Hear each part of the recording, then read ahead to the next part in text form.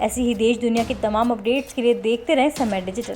Video को like करें, दोस्तों के साथ शेयर करें और चैनल को सब्सक्राइब करना ना भूलें। के लिए गर्व और खुशी का दिन था।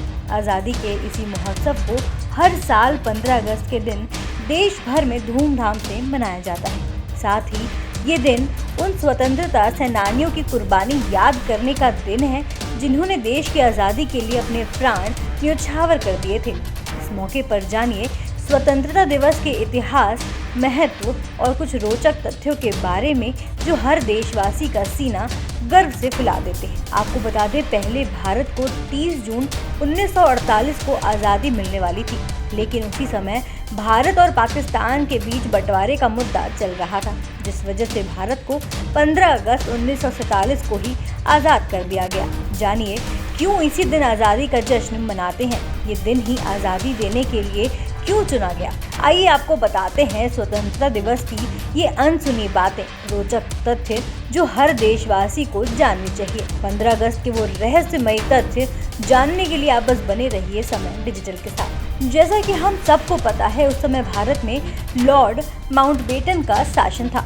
माउंटबेटन ने ही निजी तौर पर भारत की स्वतंत्रता के लिए 15 अगस्त का दिन तय करके रखा था। बताया जाता है कि इस दिन को वे अपने कार्यकाल के लिए बहुत सौभाग्यशाली मानते थे।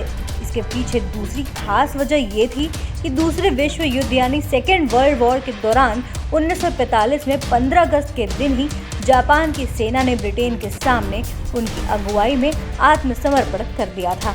ये बात तो सबको पता है कि 1947 में हिंदुस्तानियों को ब्रिटिश साम्राज्य से आज़ादी मिली थी। ये पूरे देश के लिए गर्व और खुशी का दिन था। आइए अब आपको बताते हैं कि हमें 15 अगस्त को ही क्यों मिली थी आज़ादी। लॉर्ड माउंटबेटन की योजना वाली 3 जून की तारीख पर स्वतंत्रता और विभाजन के संदर्भ में हुई बैठक में ये तय किया गया कि 3 जून के प्लान में जब स्वतंत्रता का दिन तय किया गया, उसे सार्वजनिक रूप से घोषित किया गया। तब देश भर में ज्योतिषियों के आक्रोश पैदा हो गया, क्योंकि ज्योतिष गणना के अनुसार 15 अगस्त 1947 का दिन अशुभ और अमंगलकारी था।